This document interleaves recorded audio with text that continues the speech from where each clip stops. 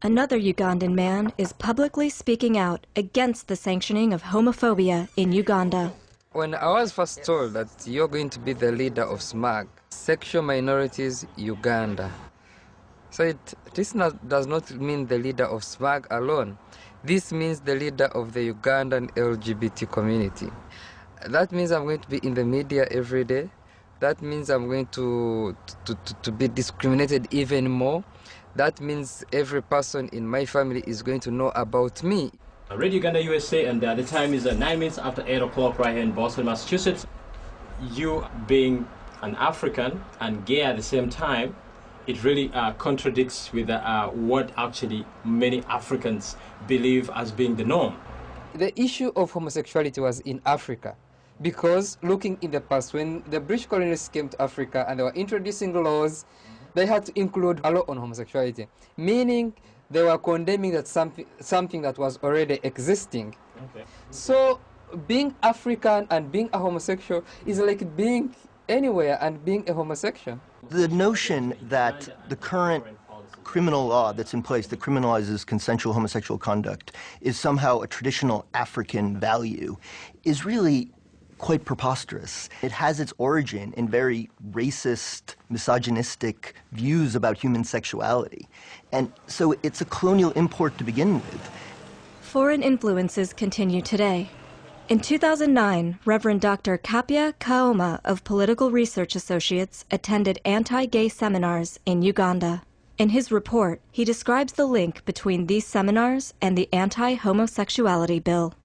So I heard that the evangelical Christian right is coming to Uganda to hold this anti-gay seminar.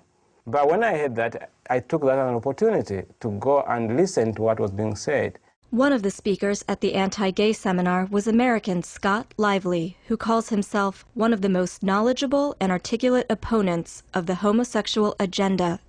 They misled people, and I kept on saying, these guys are lying to people in the name of religion.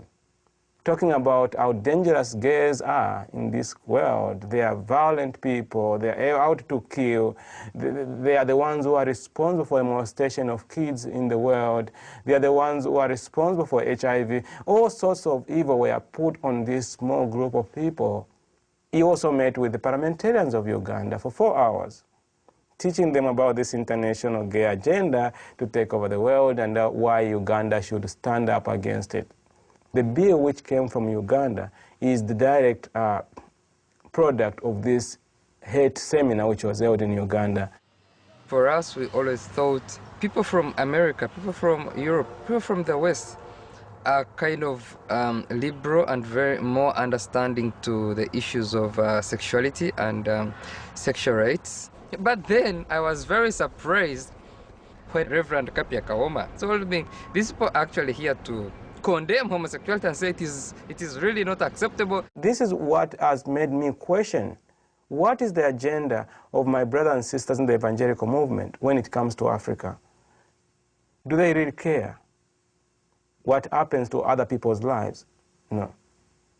I don't think they do. They are interested in using Africa for their own political gain. Senator Jim Inhofe of Oklahoma, longtime family member, and one of the very few that's extremely candid about what he does with them. He goes over to Uganda, traveling with lots and lots of money. He can say it's a private trip.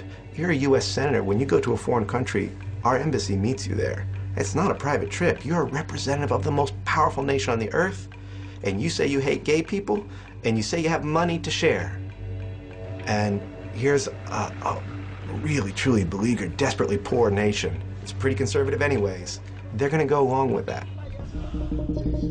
The member of parliament who introduced the 2009 Anti-Homosexuality Act is a guy named David Bahati. I want to encourage you, my sister, to believe in a world of possibilities. It's recently come to light that that member of the Ugandan Parliament, David Bahati, who sponsored this legislation, is affiliated with the family. Tax documents from the family show millions of dollars have gone into programs linked to David Bahati. Mr. Bahati is also secretary of the family's Parliament Fellowship in Uganda.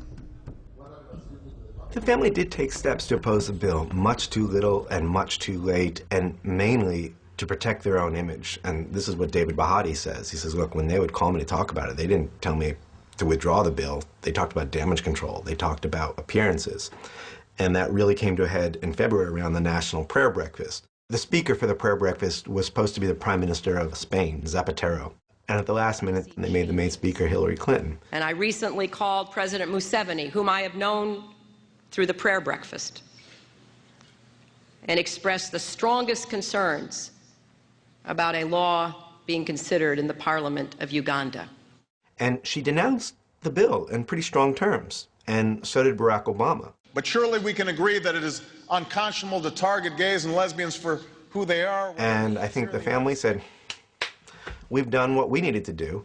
And meanwhile, at that point, the bill was just sort of still hurtling toward passage. I know for sure that the 8th Parliament will pass this bill. Embassies in Uganda began speaking up publicly against the bill. The U.S. ambassador started speaking publicly on the record, opposing the bill. It looks like the bill is locked up in committee now, and that does have to do with Museveni realizing that this was going to hurt him internationally. But on top of it, he'd gotten all the benefits. He'd whipped up a witch hunt. He had convinced Ugandans that he was standing up to the decadent West. He wins, and Uganda loses. It hurts me that I can't go back to my country, but I think I need to be happy. I think I need to be happy. I need to start a new life altogether. I'm going back to Uganda to ask the Ugandan government to caution the religious groups that are spreading a lot of hate and homophobia. If what they are doing is not bringing a genocide in Uganda. And it's about time the government of Uganda asks these religious groups, are you here to preach love or are you here to preach hate?